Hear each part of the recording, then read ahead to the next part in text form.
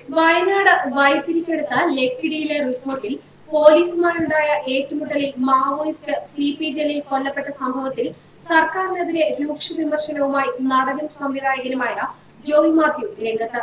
കേരളത്തിൽ മാവോയിസ്റ്റുകളെ കണ്ടമാത്രയിൽ വെടിവെച്ച് കൊല്ലാൻ അവർ എന്തു കുറ്റമാണ് ചെയ്തിട്ടുള്ളതെന്നും ജനാധിപത്യം പൊട്ടിഘോഷിക്കുന്ന രാഷ്ട്രീയ പാർട്ടികൾ നടത്തിപ്പോരുന്നത്ര പൈശാചികമായ കൊലപാതകങ്ങളൊന്നും മാവോയിസ്റ്റുകൾ കേരളത്തിൽ നടത്തിയതായി അറിയില്ലെന്നും അദ്ദേഹം തന്റെ ഫേസ്ബുക്ക് പോസ്റ്റിൽ കുറിച്ചു. എന്നിട്ടും 3 മാവോയിസ്റ്റുകളെ നമ്മുടെ നവോത്ഥാന വിപ്ലവ സർക്കാർ വെടിവെച്ച് കൊന്നിരിക്കുകയാണ്. മാവോയിസ്റ്റ് വേട്ടയ്ക്ക് വേണ്ടി പോറ്റി വളർത്തുന്ന തണ്ടർ ബോൾട്ടുകാരെ കൊണ്ട് പെൺകുട്ടിയെ പീഡിപ്പിച്ച ഇമാമിനെയും കന്യാസ്ത്രീയെ പീഡിപ്പിച്ച ഫ്രാങ്കോമാരെയും അതുമല്ലെങ്കിൽ ഹർത്താലിന്റെ പേരിൽ അക്രമം അഴിച്ചുവിടുന്ന സാമൂഹിക ദ്രോഹികളെയും ആദ്യം വെടിവെച്ച് പഠിക്കട്ടെ എന്നും ജോയ് മാത്യു കുറിച്ചു. ജോയ് മാത്യുവിന്റെ ഫേസ്ബുക്ക് പോസ്റ്റ് ഇങ്ങനെ: ഭരണകൂട ഭീരുത്വത്തിന്റെ ഇരകൾ. മാവോയിസ്റ്റുകൾ ഭരണകൂടത്തോട് യുദ്ധം പ്രഖ്യാപിച്ചവരാണ്. അത് അവരുടെ രാഷ്ട്രീയ നയം. സാങ്കേതികതയും ജനാധിപത്യ ബോധവും ഏറെ പുരോഗമിച്ച ഒരു കാലത്ത് സായുധ കലാപം എത്രമാത്രം അപ്രായോഗികമാണെന്ന് മനസ്സിലാക്കാൻ അത്ര വലിയ ജ്ഞാനം ആവശ്യമുണ്ടെന്ന് തോന്നുന്നില്ല. എന്നാൽ ഒരു രാഷ്ട്രീയ വിശ്വാസിക്ക് അയാൾ വിശ്വസിക്കുന്ന തത്വശാസ്ത്രമനുസരിച്ച് ജീവിക്കാം. അതിനുള്ള സ്വാതന്ത്ര്യം നമ്മുടെ ഭരണഘടന അനുവദിക്കുന്നുമുണ്ട്. അതുകൊണ്ടാണ് ഒരാൾക്ക് മാവോയിസ്റ്റ് വിശ്വാസം വെച്ചു പുലർത്തി ജീവിക്കാനുള്ള സ്വാതന്ത്ര്യമുണ്ടെന്ന് ഹൈക്കോടതി തന്നെ പറഞ്ഞിട്ടുള്ളതും. മാവോയിസ്റ്റ് എന്ന പോലീസ് മുദ്രകുത്തി കേസെടുത്ത ശ്യാം ബാലകൃഷ്ണൻ എന്നയാൾക്ക് 1,11,000 രൂപ പോലീസ് നഷ്ടപരിഹാരം കൊടുക്കുവാനും ഹൈക്കോടതി വിധിക്കുകയുണ്ടായി.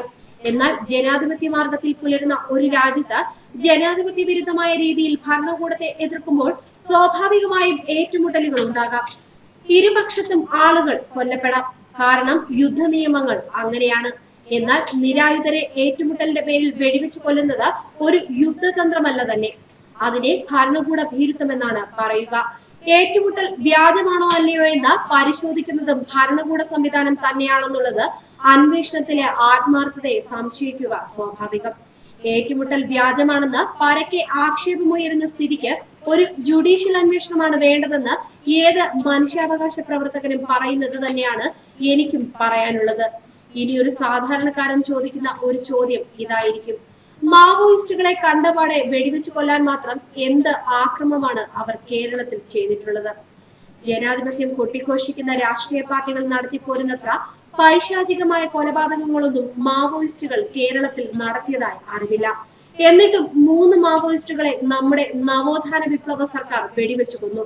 ലൈംഗിക പീഡനത്തിന് പോസ്കോ പ്രകാരം അറസ്റ്റ് ചെയ്യേണ്ട ഇമാമിനെ ആഴ്ചകൾ കഴിഞ്ഞിട്ടും പിടികൂടാൻ സാധിക്കാത്ത, കന്യാസ്ത്രീയെ ബലാത്സംഗം ചെയ്ത ഫ്രാങ്കോയെ ജനവികാരം തടുക്കാനാവാതെ വന്നപ്പോൾ മാത്രം അറസ്റ്റ് ചെയ്യാൻ തയ്യാറാവേണ്ടി വന്ന ഒരു ഭരണകൂടം മാവോയിസ്റ്റ് വേട്ടയ്ക്ക് വേണ്ടി പോറ്റി വളർത്തുന്ന തണ്ടർ ബോൾട്ടുകാരെ വിട്ട ഇമാമിനെയും ഫ്രാങ്കോമാരെയും അതുമല്ലെങ്കിൽ ഹർത്താലിന്റെ പേരിൽ അക്രമം അഴിച്ചുവിടുന്ന സാമൂഹിക ദ്രോഹികളെയും ആദ്യം വെടിവെച്ച് പഠിക്കട്ടെ. എന്നാലേ പിറകിൽ നിന്നല്ല ശത്രുവിനെ വെടിവെച്ചു കൊല്ലേണ്ടത് എന്ന യുദ്ധത്തിലെ അടിസ്ഥാന മാന്യതയെങ്കിലും പാലിക്കാൻ സാധിക്കൂ. ഭരണകൂടത്തെ വെല്ലുവിളിക്കുന്ന ഏത് സായുധ വിപ്ലവകാരികളും ഭരണകൂടത്തിന്റെ ദൃഷ്ടിയിൽ ശത്രുക്കളാണ്. അത് കമ്മ്യൂണിസ്റ്റുകാരായാലും കോൺഗ്രസുകാരായാലും മറ്റേത് പാർട്ടിക്കാരായാലും.